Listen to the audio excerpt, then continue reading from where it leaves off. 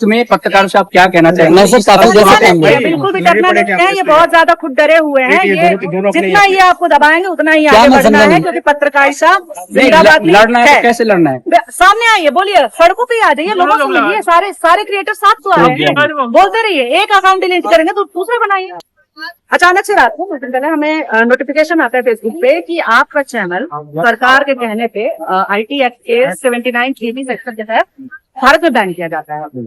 हम लोग चेक कर रहे हैं कि किस वजह से, कोई रीजन नहीं था उसमें, किसी एक कंटेंट की वजह से नहीं बताया गया है, केवल ये है कि आपका चैनल भारत में बंद है। अरे ये क्या ताना चाहिए, आप बिना बताए कैसे, मतलब भले ही हमारा भारत में बंद है कि भारत में वो पेज आप नहीं देख सकते हैं, आप VPN यूज करिए और आप दूसरी जगहों का देख सकते हैं, केवल भारत में, क्योंकि इनका बस केवल भारत की जनता के ऊपर ही चलता है ना। इंटरनेशनल वाले तो बेइज्जती करके चले जाते हैं, यहाँ से किसी के मुंह से आवाज नहीं निकलती है जो सरकार में बैठे हुए हैं। तो भारत में आपका चैनल जो है वो बैन हो चुका है। और फिर पता चलता है केवल हम ही नहीं, उसी दिन शाम तक आते आते खबर आती है कि नेशनल दस्तक के साथ ये हुआ है, राजीव निगम के साथ ये हुआ है, कुछ दिन पहले 4PM के साथ उनका तो यूट्यूब मेन चैनल ही हटा दिया जाता है। चुनाव चल रहे हैं, ये इतने घबरा गए हैं।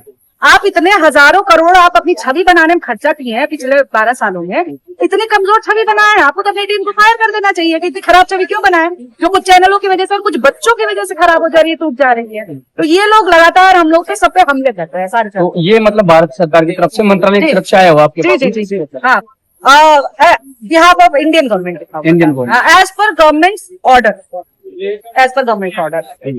तो मैम ऐसे जैसे इसके बारे में अब आगे आपका क्या मतलब क्या रहने वाला है, कहाँ तक आपने इसको ऑर्गेनाइजेशन रूप में आप इसको ले रहे हैं? जी देखिए, किया हम लोगों को डराने के लिए कि आज तो फेसबुक बंद किया, कल यूट्यूब भी बंद कर देंगे, इंस्टाग्राम भी बंद कर देंगे। एक धमकी है, सारे चैनलों को धमकी है, सारे उन संस्थानों को धमकी है जो कि पत्रकारिता कर रहे हैं। और मेरा यही मानना और पॉलिटिक्स का यही मानना है, आज जो प्रेस कॉन्फ्रेंस दी उसमें भी सबने यही बात बोली है कि लोग अब नहीं डरने वाले आपसे। हम तो कभी भी नहीं डरते थे, लेकिन आप जो डरे हुए हैं ना उसकी पोल पट्टी खुल रही है।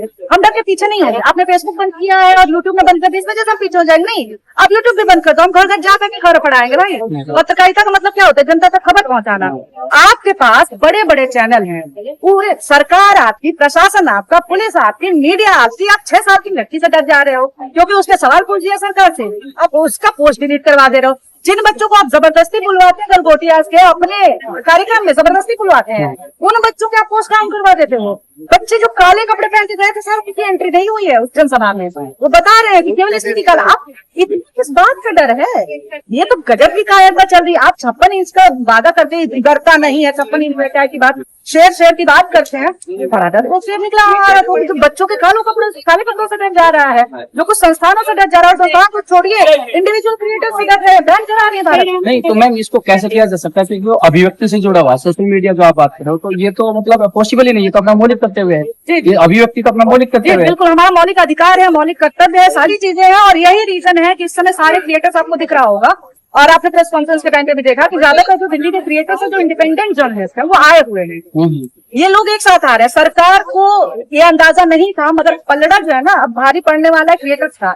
बात उल्टी पड़ गई है, इनका जो है ना पुशबैक होने लगा है। इनको लगा था कि कुछ का बंद कर देंगे, डर के चुप हो जाएंगे। इसका असर क्या हुआ? आप किसी को इतना मत दबाओ ना कि वो फिर बाहर निकल रहा है, आप लोग दिक्कत होने लगेगी। वही दिक्कत तब होगी सरकार को, दिक्कत हो भी रही है, तभी तो ये इतने इस तरह से कर रहे हैं ना। इसके बाद एक रोज सुबह उठो, नहाओ और चैनल बैन कराओ, इसके अलावा इनके पास कोई शेड्यूल में काम नहीं है क्या? तो अभी जो है जितने भी क्रिएटर्स हैं वो एक साथ आ रहे हैं, और सबका यही कहना है कि हम इसके लिए पुशबैक करेंगे। आगे भी ये लोग जो बिल लेकर के आने वाले हैं, IT एक्ट में कथित सुधार कर रहे हैं ये, उसमें आप देखिए वो तो है कि जिसको मन चाहे सरकार बिना किसी कंप्लेंट के जांच बैठा सकती है। ये क्या तरीका है? आज 4-5 FIR हुई है FSSAI वाले मामले पे, मतलब गजब। ये तो आतताई पना हो गया। क्यों कर रहे हैं ऐसा? किस बात से डरे हैं? ऐसा क्या है जो आपको छुपाना है? इसका इतिहास गवाह है, जब भी मौलिक करते हुए अभिव्यक्ति को छेड़ा गया है तो सरकार को मुँह की खानी पड़ी है। तो इसका क्या रीजन रहा है कि उनको जैसे जुडिशरी में कई बार इनको मतलब इस तरीके से सख्त ऑर्डर दिया है मौलिक अधिकार के मामले में, ठीक है? तो इन्होंने इस चीज को, ये जो हिम्मत कर रहे हैं, इसके पीछे की मतलब क्या मानसिकता है? देखिए मैं कह रही हूँ, जो मैन्युफैक्चर्ड छवि होती है, एक सुनामी जो बनाई जाती है,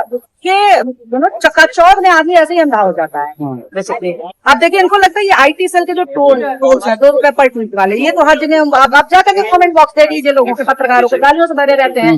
भाजपा नेताओं के, प्रधानमंत्री के कमेंट बॉक्स में यही लोग व्यूज बढ़ा रहे होते हैं। मतलब मुझे याद है एक अकाउंट था भोले चटूरे, इट वॉज फॉलोड बाई प्रधानमंत्री, कोई भोले चटूरे, वाई आर यू फॉलोइंग, इस पर जब बवाल हुआ तो फिर जाकर के साथ फॉलो उसका हटा था। तो इनको लगता है ना ये अपने ही एक होल में है, ये मीडिया तो हमारी हो गई है, जनता तक खबर पहुंचे नहीं तो जनता कैसे विरोध करेगी।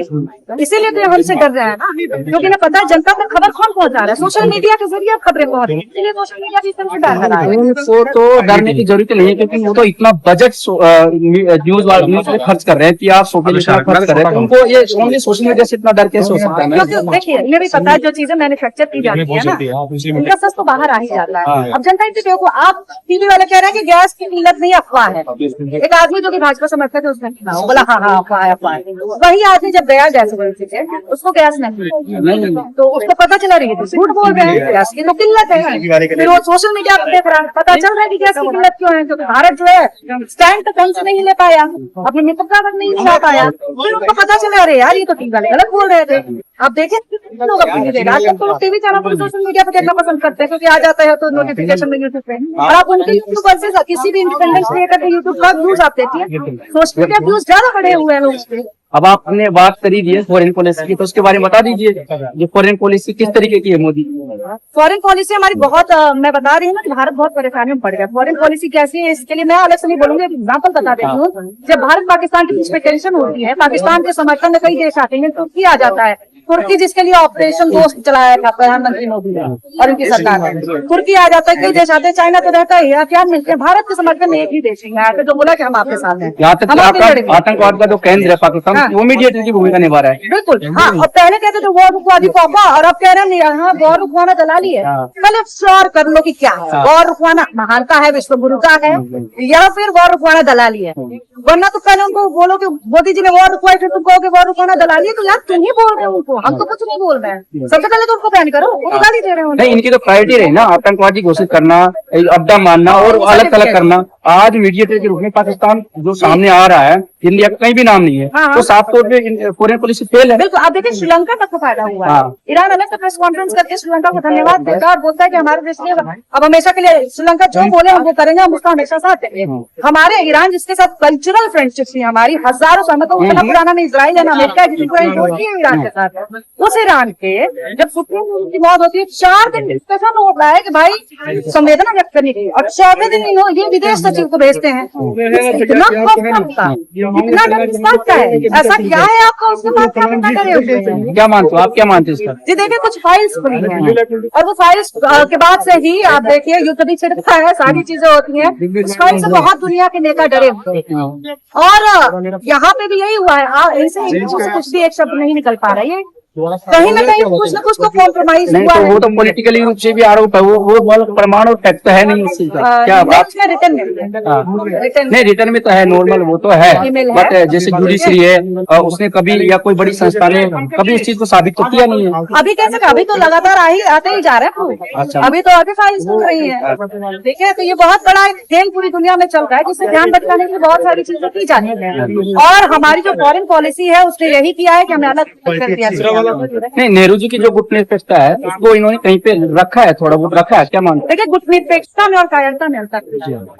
आपका अगर ये स्टैंड होता, अब जैसे श्रीलंका जो है, श्रीलंका गवर्नमेंट डायरेक्ट शामिल नहीं, किसी के भी साथ वो गया नहीं है कि हम तो करेंगे, हम क्या करें। लेकिन जैसे ही कॉल आई कि भाई वहाँ पे जो जहाज है ईरान का, उसके साथ ऐसे ऐसी चीजें हो गई, उड़ा दिया गया है, श्रीलंका जाता है, हेल्प की कॉल आती है, भारत रिप्लाई नहीं करता है। जब वो जहाज भारत का मेहमान था, उसका क्रू भारत का मेहमान था, भारत के लोग चुप हो जाते हैं, श्रीलंका के लोग हेल्प करने जाते हैं। मतलब अगर भारत नहीं बुला था तो वो जहाज जो था वो भारत आता ही नहीं ईरान का। इन्होंने बुलाया, वो आए, वापसी में अमेरिका उस पर हमला कर देता है और भारत हेल्प की कॉल को इग्नोर कर देता है, श्रीलंका बचाव में आता है। तो ये गुटनिरपेक्षता नहीं है, ये कायरता है। और यही कायरता है जिसकी वजह से नहीं चाहते कि लोग ये बात कौन बताएगा? आपको लगता है टीवी मीडिया बताएगी? नहीं बताएगी जो बात हम बोल रहे हैं। और यही बात सुनने से इन्हें डर लगता है। कहीं ना और डर कहीं लगता है तो इधर फॉरेन पुलिस की फेलियर में कहीं अडानी का भी कोई रोल है, क्या मानती है? बिल्कुल है। अभी अडानी को लेकर के तो दुनिया भर के कांड चल रहा है। अमेरिका से लेकर के आते हैं उसके ऊपर केस चल रहा है और उन्हीं को बचाने के लिए तो सारी चीजें हो रही है। कहीं पे भी कुछ भी आप देखिए, हर चीज अडानी की है। मतलब हवा, पानी, नदी सब अडानी का कर दिया। तो भाई बोल दो ना कि अडानी को ही सरकार में बैठा दो, उन्हीं को प्रधानमंत्री बता दो, फिर डायरेक्टली बोलो प्रधानमंत्री, हम बात सुन भी लेंगे उसकी। अब ये क्या है कि आप देश को पीछे पड़े हो किसी एक आदमी को, ऐसा थोड़ी ना होता है। और यही बात बोलने पे आपके अडानी के ही चैनल्स हैं, वो चैनल कैसे बताएंगे कि अडानी के लिए क्या क्या किया जा रहा है इस। तो यही कारण है कि जो अल्टरनेटिव मीडिया, जो हमारे जैसे मीडिया जो क्रिएटिव है, उनका मुंह बंद कराया जा रहा है।